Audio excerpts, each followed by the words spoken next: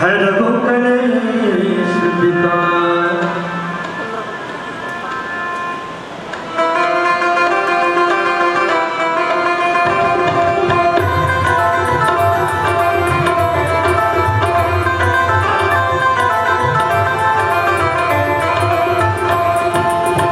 जय हनुमान ज्ञान गुण सागर, जय कपीश लोगो जागर, राम दूत अतुलित बलधामा, अर्जुन पुत्र पवन सुत नामा, महावीर जी प्रभु बजरंगी, कुमति निवारण सुमति के संगी, कंचन बरन विराज सुबेसा, कानन कुंडल कुंचित केसा, हाथ में और ध्वजा विराजे, कांधे मूंज जनेऊ साजे, शंकर सुमन केसरी नंदन, तेज प्रताप महाजग बंदन, विद्यावान गुणी अति चातुर, राम काज करबे को मातुर। प्रभु चरित्र सुन गई कौन सिया राम, लखन सीता मन सूक्ष्म रूप धरि सियहि दिखावा, विकट रूप धरि लंक जरावा, दीन रूप धरि असत सहारे, रामचंद्र जी के काज सवारे, लाए सजीवन लखन जियाए, श्री रघुवीर हर्ष उर लाए, रघुपति की बहुत बड़ाई, तुम प्रिय भर तज सब माई, सहस बदन तुम रोजस गावे, अस कहिते पद कंठ लगावे, सनिकादिक आदि मुनीसा, नारद सारद सहित अहिसा, रघुबीर पाल जाते, कवि गोविंद कहि सके कहते, तुम विकार सुग्रीव बहिनीना, राम मिलाए राजपति दीना, तुम दो मंत्र विभीषण माना, लड़ते सर भय सब जग जाना, युग सहस्र लोचन परिभाना, देवताहि मधुर बलना, प्रभु मुद्रिका मेल मुखमाई, जल राग गए अखिल जनाई, दुर्गम काज जगत के जेते, सुगम मनोहर तुम देते, राम तुम्हारे तुम रखवारे, होत ना क्या बिन पैसारे, सब सुख रहे तुम्हारी सरना, तुम रक्षक का होगा डरना, आपन तेज समारो हमें, तीनों लोग आपके नामे, भूत पिशाच निकट नहीं आवे, महावीर जब नाम सुनावे, नासे रोग हरे सब पीरा, जपत निरंतर हनुमत वीरा, संकट ते हनुमान छुड़ावे, मम प्रभु वचन ध्यान जो लावे, सब पर राम तपस्वी राजा, इनके काज सकल तुम साजा, और मनोरथ जो कोई लावे, सोई अनंत जीवन पल पावे, चारों युग मरता तुम्हारा, है प्रसिद्ध जगत उजियारा, साधु संत के तुम रखवारे, असुर निकंदन राम दुलारे।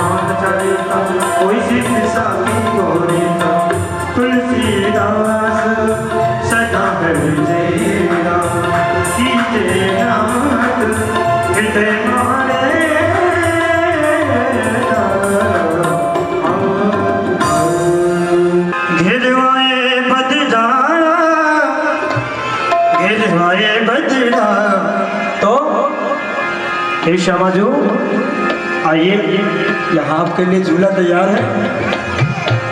राधे झूलन पधारो गिरवाए बदरा, राधे झूलन पधारो गिरवाए बदरा, श्यामा झूलन पधारो गिरवाए बदरा, आए बदरा गिर आए बदरा, आए बदरा गिर गाए बदरा, राधे झूलन पधारो गिरवाए बदरा, राधे झूलन पधारो गिरवाए बदरा, राधे झूलन पधारो गिरवाए बदरा।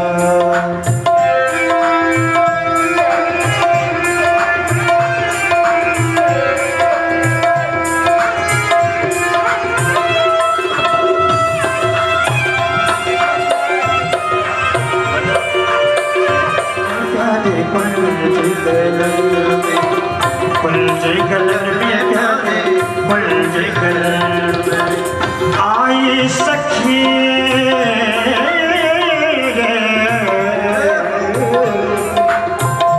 आई सखी लगा लगा कचरा रे, राधे झूलन पधारो गिरवाए बदरा, राधे झूलन पधारो गिरवाए बदरा, गिर आए बदरा गिर आए बदरा, गिर आए बदरा रे गिर आए बदरा रे, राधे झूले राधे हाँ राधे राधे गिर आए बदरा।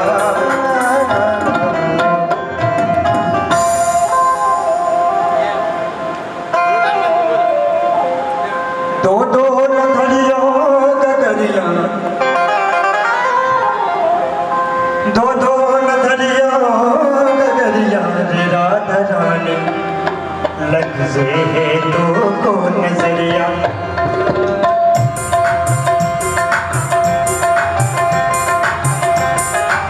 दो दो नगरिया गगरिया रे, दो दो नगरिया गगरिया रे, राधा रानी लग से है तो को नजरिया, राधा रानी लग से है तो को नजरिया, राधा रानी लग से है तो को नजरिया। आरती गाओ बाके बिहारी तेरी, आरती गाओ आरती गाओ प्यारे तुमको मनाओ, आरती गाओ प्यारे तुमको मनाओ, हे गिरधर तेरी आरती गाओ, बाके बिहारी तेरी आरती गाओ।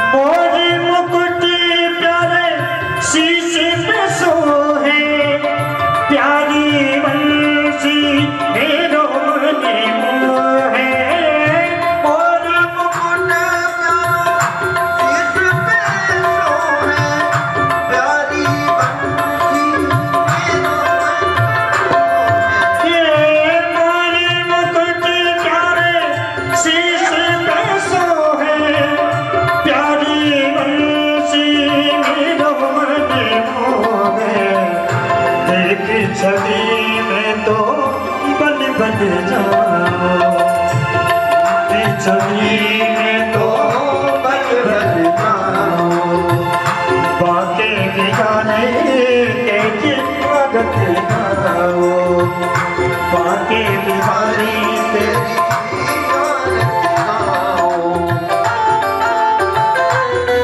काली की सेवा करते हुए सभी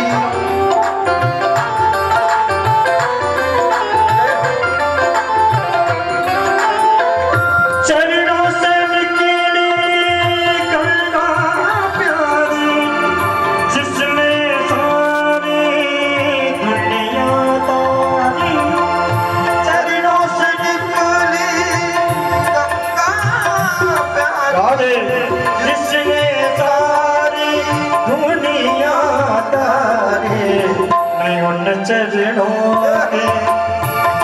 संग गाओ आके बिहारी तेरी आरती गाओ प्यारे तुमको मनाओ आरती गाओ प्यारे तुमको मनाओ हे गिरधर तेरी आरती गाओ बाके बिहारी तेरी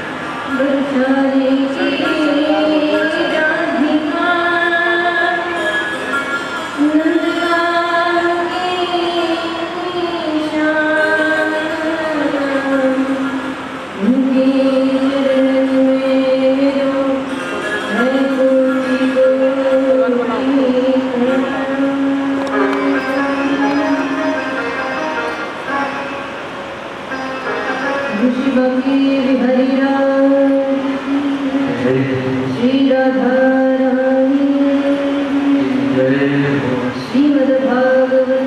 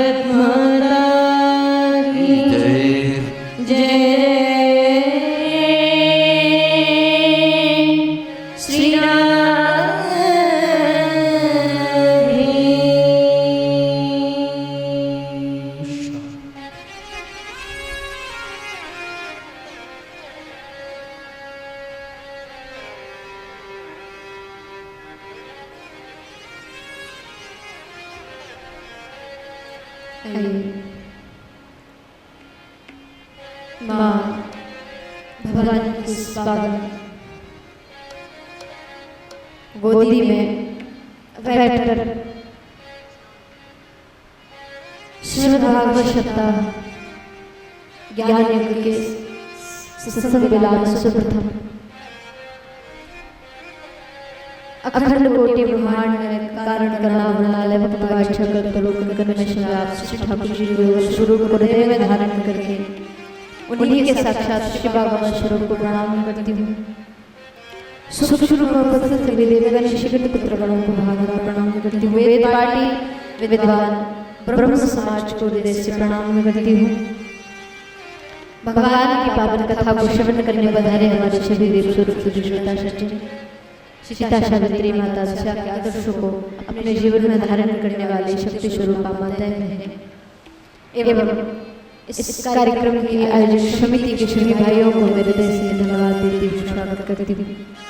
आप सभी हरि भक्तों के हृदय में विराजमान परमात्मा को मैं बार बार कोटि कोटि प्रणाम करती हूँ एवं भगवान की पावन कथा को अपने संगीत की स्वर लहरियों से सुशोभित करने वाले हमारे सभी संगीत कलाकार भाइयों का भी हृदय से स्वागत करती हूँ। आइए हम आप सभी मिलकर भगवान की पावन कथा को श्रवण करें। उसके पहले बड़े भाव से अपनी मन वाणी और अंतःकरण को पवित्र करने के लिए श्री हरिनाम संकीर्तन सभी मिलकर के बोलेंगे। प्रभु की पावन कथा में प्रवेश करेंगे। श्री कृष्ण चैतन्य प्रभु नित्यानंद हरे कृष्ण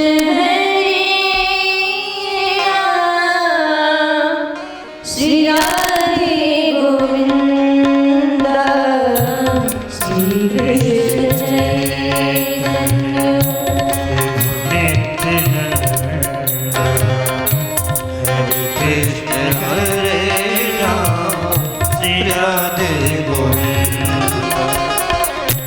श्री कृष्ण चैतन्य प्रभु नित्यानंद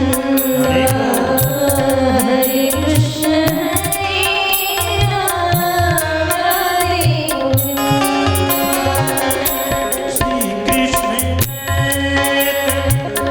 प्रभु नित्यानंद हरे कृष्ण हरे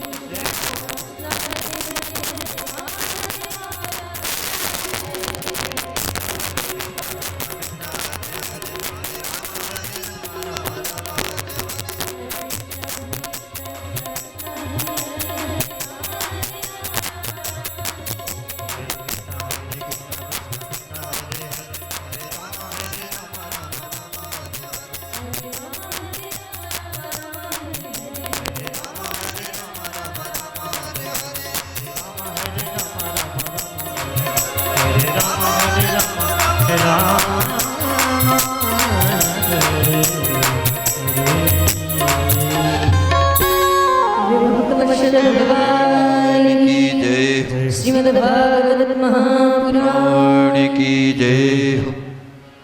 लगता है आज भोजन करके नहीं आए सब। आवाज नहीं आ रही बस। जरा जोरदार से घोष करिए ना, पता तो चले सुनने वालों को कि हाँ कोई बैठा है श्रोता सुनने वाला।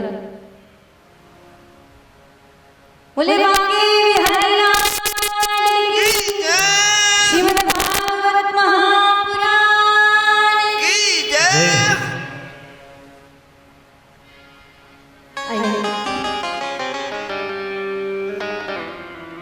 कथा में हम आप सभी प्रवेश करें। कल कथा के महत्व में हम आप सभी ने बड़ी भक्ति गान एवं गौकरण प्रकार की कथा को श्रवण किया। इन कथाओं का जो सार है वो सार बड़ा लाभदायक है।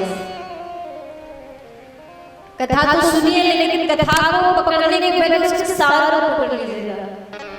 और सार क्या है? तो कहा कि भक्ति ज्ञान वैराग्य जो है ना ये हमारे और आपके जीवन में भी है, लेकिन कारण बस इतना है कि जैसे वृंदावन के निकट यमुना के किनारे भक्ति मैया दोनों पुत्रों को लेकर के विराजमान थी। क्यों? क्योंकि जर्जर अवस्था को प्राप्त हो गए थे कलिकाल के प्रभाव से। कोई पूछने वाला नहीं बस। जरा इस पर विचार करिएगा, ये कथा किसी और की नहीं है, ये कथा मेरी और हमारी और आपकी ही है। हाँ, आप कहेंगे कैसे? तो ध्यान दीजिएगा, ये जो मन है ना ये वृंदावन है, यहाँ मेरे बिहारी जी निवास करते हैं। और इस वृंदावन के पावन तट के किनारे भक्ति मैया अपने पुत्रों को लेकर विराजमान है। कलिकाल का प्रभाव इतना बढ़ गया है महाराज कि व्यक्ति का जो जीवन है ना, भक्ति तो थोड़ी बहुत जागृत है, भक्ति जाग रही है, लेकिन इसके जो दो पुत्र हैं ज्ञान और वैरागी सोच रहे हैं। आज व्यक्ति के जीवन में ऐसा ही हो गया। व्यक्ति के जीवन में भक्ति तो है, लेकिन जो ज्ञान है वैराग्य है ना ये थोड़े सुसुप्ति अवस्था में पड़े हुए, ये जाग नहीं रहे। हाँ जागते हैं, लेकिन कब?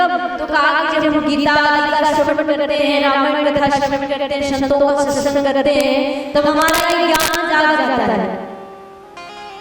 व्यक्ति सोचता है वास्तव में संसार का सत्य है, भगवान का भजन ही सब कुछ संसार में है। लेकिन कब तक ज्ञान तरुण रहता है, कब तक ज्ञान रहता है? तो कहा जब तक उन भक्तों के निकट में जीव रहेगा, जब तक संतों के निकट रहेगा तब तक ही उसका ज्ञान रहेगा। और जब संतों से दूर हो जाएगा तो समझ लेना उसका ज्ञान भी फिर चला जाता है।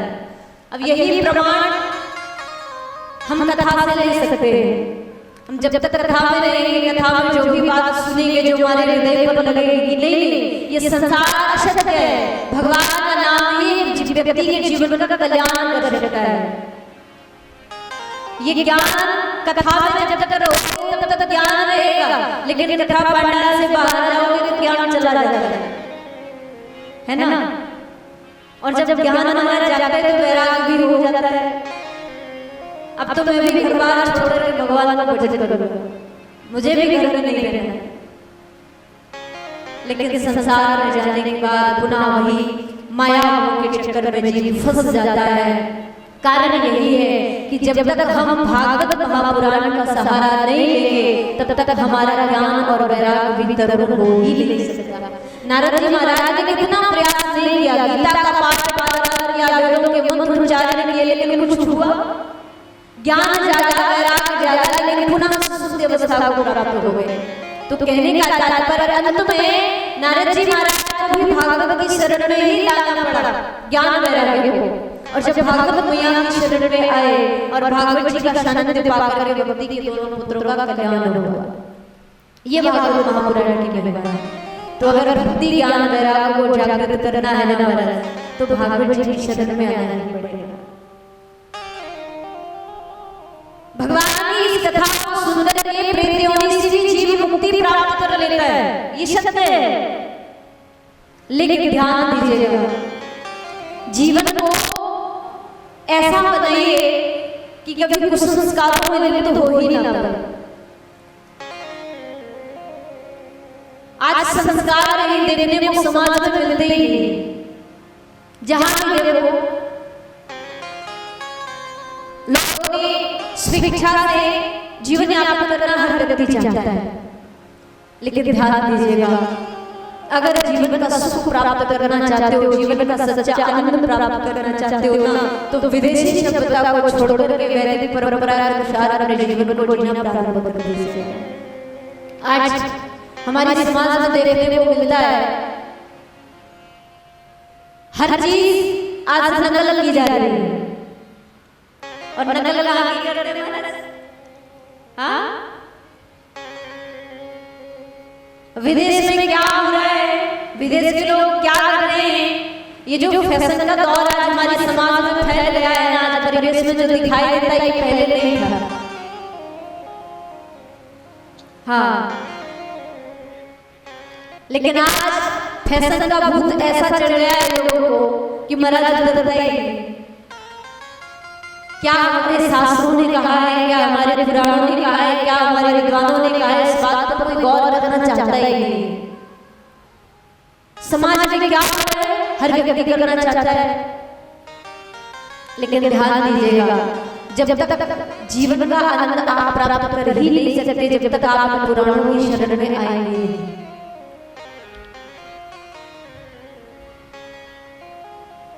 और फिर हमारे जो पुराण हैं, इन पुराणों में हमारे जीवन की हर समस्या का समाधान मिल ही जाता है। कोई ढूंढने का प्रयास करे, आज हजारों लोग रामायण का पाठ कर लेते हैं, हजारों बार आदि रामायण महाराज मुखी याद हो जाती है। कई लोग ऐसे हैं लेकिन रामायण का अर्थ ही पता नहीं है कि रामायण का अर्थ है क्या। चौपाइयां याद हो गई लेकिन अर्थ नहीं जानते हैं। मेरे राम जी ने क्यों ये लीला की, मेरे राम जी ने क्यों, मेरे राम जी वनवास गए, एक राजा के बेटे को वन में जाने की क्या आवश्यकता थी, लेकिन मेरे प्रभु गए क्योंकि भगवान स्वयं के लिए मेरे प्रभु ने लीला नहीं की है, बल्कि हम जीवों को शिक्षा देने के लिए मेरे प्रभु ने लीला की है कि संसार में कलिकाल में व्यक्ति का स्वभाव कैसा होगा। केवल अपने परिवार, अपने कुटुंबियों का भरण पोषण करना ही इसका एक मुख्य उद्देश्य बन जाएगा। लेकिन अगर समाज में कोई दुखी है, समाज में जो निराश है, जो असहाय है, जिसका कोई सहारा नहीं है, उसके लिए सहारा बन सके, इसलिए मेरे राम जी ने ये लीला की है। एक राजा का बेटा, चक्रवर्ती सम्राट जो अयोध्या के राजा थे, उनका बेटा वन में जाकर के कोल बिलों को अपने हृदय से लगा रहा है। ये भाव महाराज कहाँ समाज में दिखाई पड़ रहा है।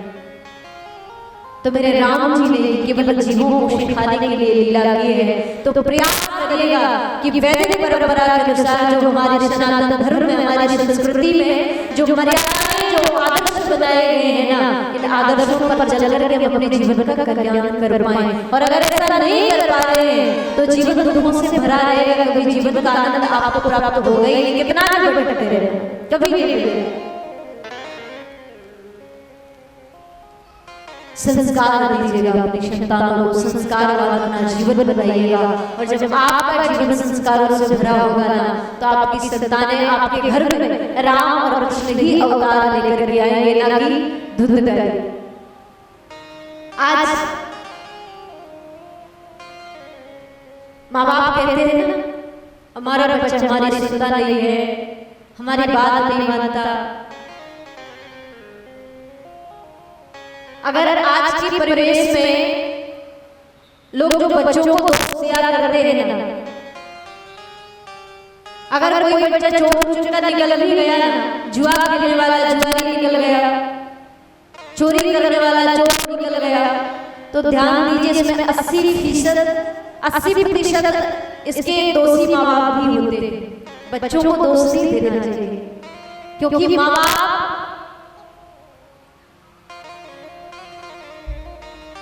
इतना लाड़ प्यार और इतना ज्यादा लाड़ प्यार भी महाराज होना चाहिए, क्योंकि ज्यादा लाड़ प्यार भी व्यक्ति के जीवन को बिगाड़ देता है, संतानों को बिगाड़ देता है, और ज्यादा डांट फटकार भी बच्चों के जीवन को बर्बाद करके रख देती है।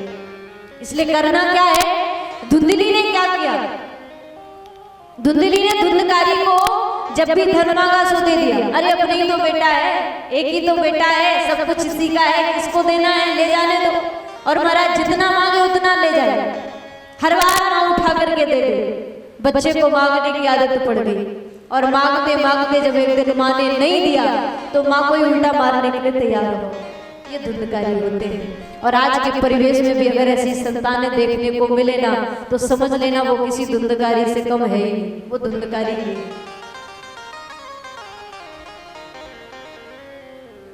इसलिए प्रयास करिएगा कि आपके घर बेटा तो हो, लेकिन बेटा भी ध्रुव प्रहलाद की तरह होना चाहिए, ना कि धुंधकारी की तरह हो।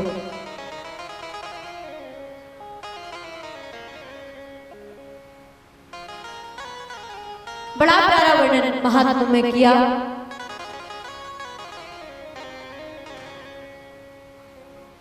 श्री वेदव्यास जी महाराज ने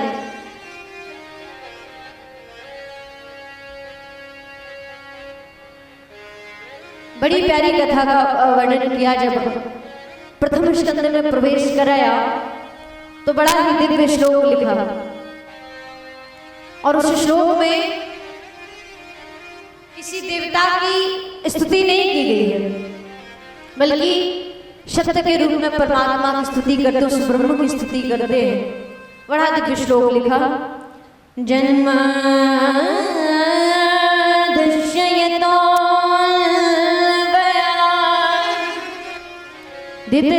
दितरतश्चारथि सुभिज्ञ स्वराट तेने ब्रह्महृदयादि कवये मोहयन्ति यत् शूरया तेजोवारि मृदा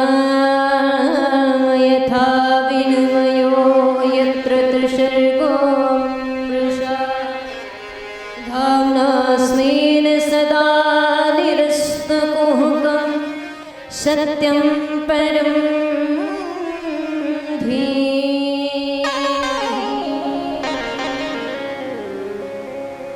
बड़ा दिव्य श्लोक श्री वेदव्यास जी महाराज ने लिखा। श्री कृष्ण द्वैपायन वेदव्यास जी महाराज भागवत की रचना करने के प्रारंभ में इस श्लोक को लिखते हैं कि इसकी निर्विघ्न समाप्ति हो सके, इसलिए ध्यान किया सत्य का। जिन्होंने समस्त ब्रह्मांड को बनाया, जिनकी इच्छा शक्ति मात्र से समस्त विश्व पालन उसका होता है, और जिसकी इच्छा शक्ति मात्र से ही ये लय होता है, ऐसे परब्रह्म परमात्मा श्री सत्य की वंदना वेदव्यास जी महाराज करते हैं। और जब ये भागवत बना करके लिख करके भगवान श्री हरि के चरणों में वेदव्यास जी महाराज ले गए, और प्रभु को कहा कि प्रभु ये मैंने आपकी कथा अपनी बुद्धि के अनुसार लिखी है। तो भगवान ने कहा इसका नाम क्या रखा है व्यास जी महाराज? तो वेदव्यास जी महाराज ने कहा प्रभु इसका नाम है शिव भागवत महापुराण भागवत। अब लक्ष्मी मैया बैठी हुई थी महाराज, लक्ष्मी जी ने जब सुना तो कहा कि व्यास जी महाराज आपने नाम तो बड़ा प्यारा रखा है, लेकिन लीलाएं इसमें अकेली प्रभु की नहीं है, लीलाएं साथ में मेरी भी हैं, और मेरे और प्रभु दोनों की लीलाएं इसमें समाहित हैं। तो आपने मुझे कैसे छोड़ दिया? मेरा भी तो नाम होना चाहिए था। वेदव्यास जी महाराज से जब इस प्रकार कहा तो वेदव्यास जी महाराज ने आगे जोड़ दिया श्री मद। श्री कौन है? श्री किनको कहते हैं? लक्ष्मी मैया को। लक्ष्मी मैया का नाम आगे जोड़ दिया, मां प्रसन्न हो गई। भगवता प्रोक्तम, भगवती का कहा हुआ और भगवान का कहा हुआ, इस प्रकार दिव्य नामकरण हुआ। वेद व्यास जी महाराज जब बड़ा प्यारा वर्णन करते हैं, दूसरे श्लोक में एक और बात लिखते हैं, धर्मा प्रोचित केतवोऽत्र परमो निर्मत्सराणां सदा वेदवास्तवमत्र वस्तु शिवदं तापत्रयोन्मूलनम्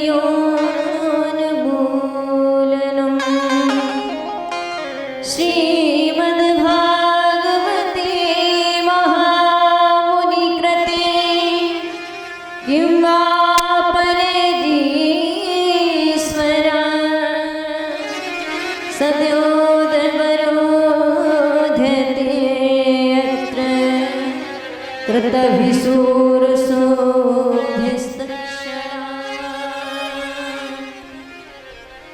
बड़ा प्यारा वर्णन वेद व्यास जी महाराज ने कहा, धर्मा प्रोक्षित केतवोऽत्र परमो निर्मत्सराणां सता। किसी ने कहा कि आपका ये भागवत महापुराण बड़ा ही श्रेष्ठ है, लेकिन महाराज ये है कैसा, ये कैसा है? तो बड़ा प्यारा वर्णन कर दिया, कहा कि निर्मत्सराणां सता। ये जो भागवत धर्म है ना, इसमें केवल धर्म का निरूपण किया गया है। और ये जो भागवत महापुराण है, ये कहीं धर्म को बांटना नहीं सिखाता है महाराज। ये कैसा है? तो कहा निर्मत्सर है, अर्थात इस धर्म में, भागवत धर्म में कोई मत्सर नहीं है। ये जो भागवत महापुराण है, ये किसी से द्वेष करना नहीं सिखाता है, किसी से मत्सर करना नहीं सिखाता है। अधिकारी का वर्णन किया गया है इस श्लोक में। कौन भागवत का अधिकारी होता है?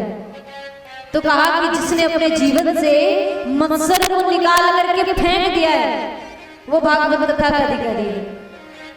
और मत्सर क्या होता है जानते हैं? मत्सर कहते हैं ईर्ष्या को, द्वेष को। मत्सर और मच्छर ये दो होते हैं, दोनों ही बड़े खतरनाक है महाराज। लेकिन विशेषता इनकी क्या है? तो कहा एक जो मच्छर होता है ना, ये बाहर से काटा करता है।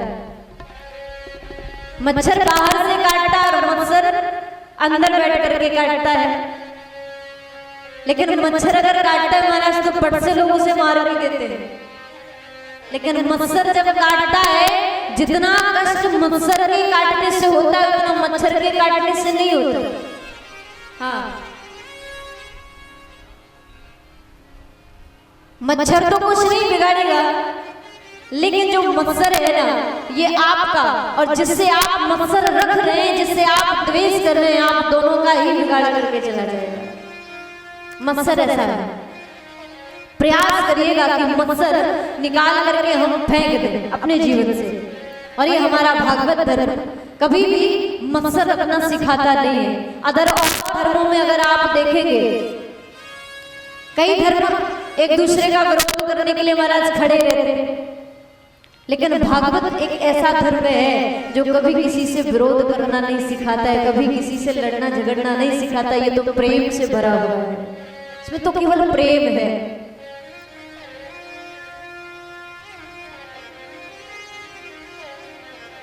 जीवन में कथाएं लोग बहुत सुना करते हैं, लेकिन कथाओं को सुनने के बाद भी हम जीवों से प्रेम करना नहीं सीख पाते।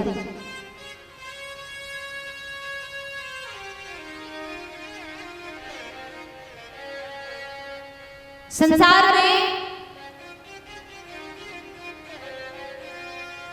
प्रेम लोग किया करते हैं, लेकिन प्रेम महाराज जहां स्वार्थ अपना निकलता हो, जहां स्वार्थ शुद्ध होता हो, वहां प्रेम किया जाता है। लेकिन ध्यान रखिएगा,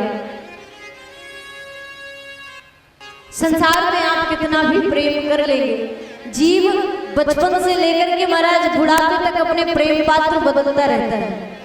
जीवन भर प्रेम पात्र बदलता है। जब नन्हा सा रहता है ना, तो अपनी माँ से प्रेम करता है। कुछ बड़ा होता है, अपने परिवार से प्रेम करने लगता है। थोड़ा और बड़ा हुआ, मित्रों से प्रेम करने लगता है। फिर कुछ और बड़ा हुआ, विवाह योग हुआ, विवाह हो गया, पत्नी आ गई, माँ बाप को छोड़ा, पत्नी से प्रेम हो गया। जब पत्नी घर में आई, कुछ दिन और बीते, जब बाल गोपाल घर में आए तो पत्नी से थोड़ा प्रेम कम हो गया, फिर बच्चों पर प्रेम आ गया। और धीरे धीरे महाराज जैसे बुढ़ापा आता है ना, बच्चों के जब और परिवार आगे बढ़ता है तो उन पर प्रेम बढ़ने लगता है, और अंत में प्रेम करते करते व्यक्ति चला जाता है। जीवन भर प्रेम पात्र बदलता है। लेकिन एक बात बताऊं, क्यों ना हम बचपन से ही अगर अपने कन्हैया को अपना प्रेम पात्र बना लेना, तो जीवन में कभी प्रेम पात्र बदलने की बात आगे आएगी, कभी नहीं बदलना पड़ेगा। क्योंकि दुनिया के लोगों से प्रेम करोगे ना, तो बदले में आपको प्रेम नहीं मिलने वाला है महाराज, स्वार्थ मिलेगा। लेकिन मेरे ठाकुर जी से अगर प्रेम करोगे ना, तो बदले में मेरे बिहारी जी तुम्हें अपनी गोदी में बिठाएंगे, अपनी गोदी में मेरे प्रभु आसन दे सकते हैं। इसलिए मेरे प्रभु का नाम रटना प्रारंभ कर दीजिएगा। भगवान का नाम लेने का बड़ी महिमा है महाराज, बड़ी महिमा है। एक बार अगर राम शब्द मुंह से निकल गया ना, तो समझिए फिर भगवान गोदी में बिठाने वाले ही हैं। आप कहें कैसे? तो उदाहरण भी है। एक कोई सज्जन अपने पुत्र को लेकर के एक संत के पास गए और उस पुत्र को संत जी के आगे बिठा दिया। कहा महाराज ये मेरा बेटा है, इससे बहुत भजन करवाने का प्रयास करता हूं, कभी नाम ही नहीं लेता भगवान का, इसके मुख से नाम ही नहीं निकलता। संत ने बड़ा प्रयास किया। संत ने कहा बेटा राम का नाम लिया करो, जीवन का कल्याण करना है तो भगवान का भजन करना ही पड़ेगा। बोले नहीं बोलूंगा। बोले राम बोलो। बोले नहीं बोलूंगा। बोले बेटा एक बार राम बोलो। नहीं बोलूंगा। और जब संत एकदम रटने लगे तो उसने कह दिया, जब मैंने बोल दिया ना कि राम नहीं बोलूंगा तो नहीं बोलूंगा। और महाराज जब एक बार राम नाम निकल गया मुंह से, संत जी ने कहा हो गया कल्याण, अब बस लेकर जाओ अपने बेटे को। बेटे ने कहा कि आपने मेरे मुंह से राम का नाम तो निकलवाया है, लेकिन जरा ये बताओ कि राम का नाम लेने का फल होता क्या है, मुझे फल तो दो। लोग कहते हैं कि राम का नाम लेते हैं तो उसका फल श्रेष्ठ होता है, फल दीजिए, मुझे फल चाहिए। संत जी ने कहा बेटा फल तुझे यहाँ नहीं मिलेगा, फल तुझे वहां जाकर के मिलेगा। जिस दिन तू वहां जाएगा ना, तेरा हिसाब किताब होगा ना, उस दिन तू उनसे मांगना कि राम नाम का फल होता क्या है, मुझे फल दो। ठीक है, कुछ होते हैं ना, बड़ा प्रयास करो महाराज, नाम नहीं निकलता है भगवान का मुंह से, मारो पीटो कुछ भी करो लेकिन नाम नहीं लेंगे। और जो अतिशय पापी होता है ना, जो बहुत पाप करने वाला होता है, वो तो कभी भगवान का नाम उसके मुख से निकल ही नहीं सकता, कितना भी प्रयास कर ले। हाँ, जब वही बालक मर के यमलोक में पहुंचा और वहां पर यमदेव से एक ही बात कही कि मैंने अपने जीवन में केवल एक बार राम कहा, लेकिन उस राम का फल मुझे चाहिए, मुझे फल दीजिए। यमराज ने सोचा कि राम नाम का फल तो मुझे भी नहीं पता है, जब तक तो मैं हूं, लेकिन फल तो आज तक मुझे भी नहीं मिल पाया। शिव जी के पास लेकर के गए, बोले प्रभु कृपा करके आप तो राम का नाम सदैव जपते रहते हैं, राम के नाम का फल क्या है वो आप मुझे बताइए, मुझे फल चाहिए। शिव जी ने कहा कि राम का नाम तो मैं भी जपता हूँ, लेकिन फल की आशा करके आज तक नाम मैंने जपा ही नहीं, मुझे खुद फल नहीं पता है कि क्या फल है। फिर क्या किया जाए, तो कहा कि जिनका नाम है उन्हीं से पूछ लेते हैं।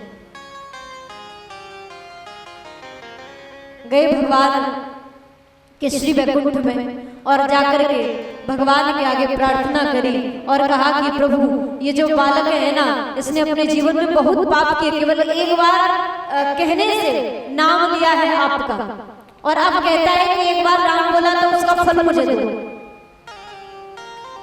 भगवान बोले कोई बात नहीं, मैं बताता हूँ। उसको पास बुलाया और बुला करके अपनी गोदी में बिठा लिया और सबसे कहा कि अब जाइए आप।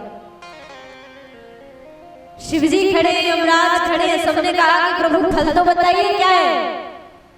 बोले आपको दिखाई नहीं दिया एक बार राम कहने का फल, ये मेरी गोदी में आ गया है, तो जो मेरा नाम सदैव जपता रहता है उसको क्या फल मिलता होगा। एक बार नाम कहने का फल क्या है? भगवान की गोदी।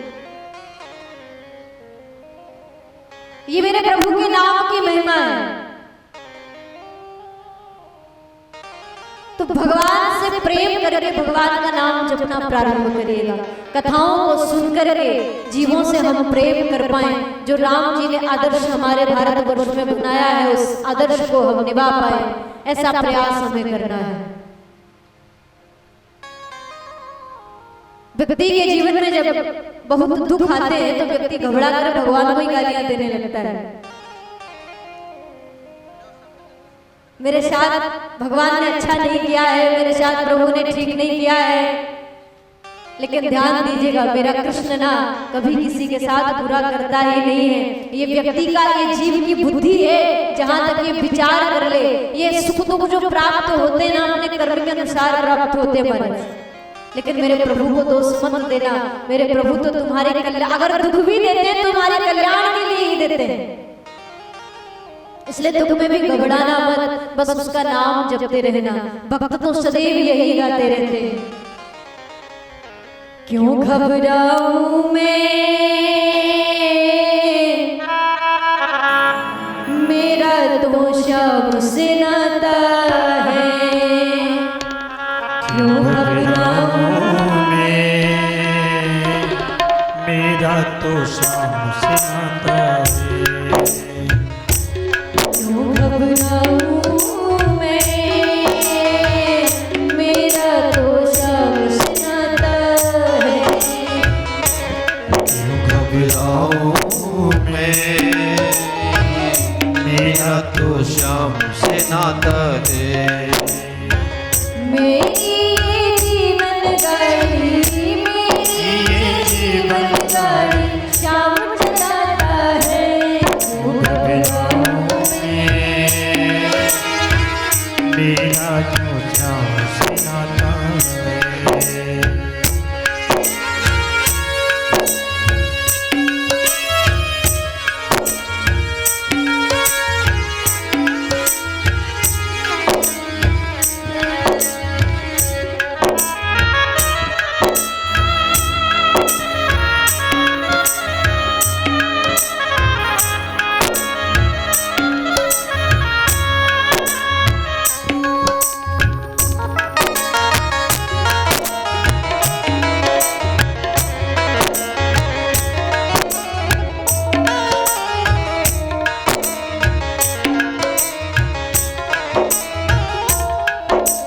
जब जब मुझ पे पड़ती है दरकार, श्याम हमेशा रहता है तैयार।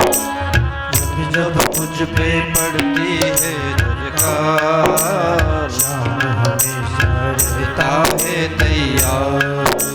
श्याम ने मुझ पर किए बहुत उपकार, श्याम ही मेरे जीवन का आधार। श्याम ने मुझ पर बहुत किए उपकार, श्याम है तेरे जीवन का आधार।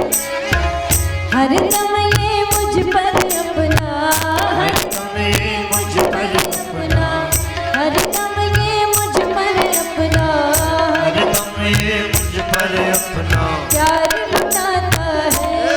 क्यों घबराऊं मैं, मेरा तो श्याम से नाता है। घबराऊं मेरा तो श्याम से नाता है।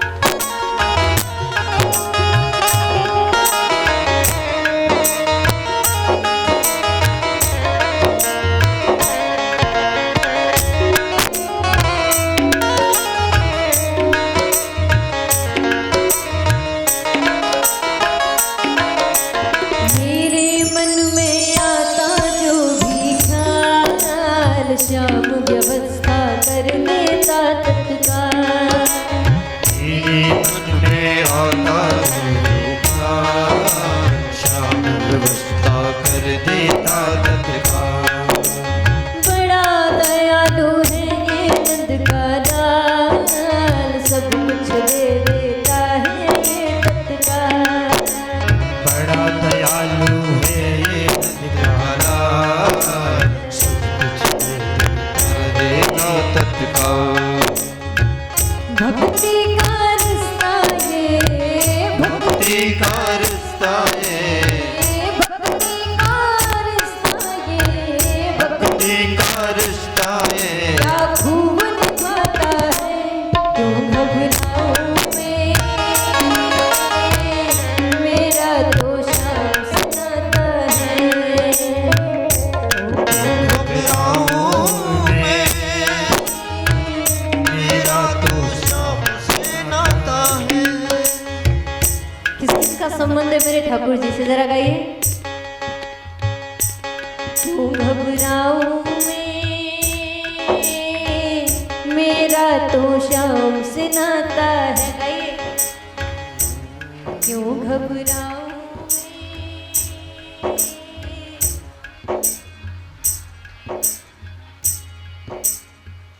मेरी ये जीवन गाड़ी, मेरी ये जीवन गाड़ी श्याम चलाता है। क्यों घबराऊं मैं,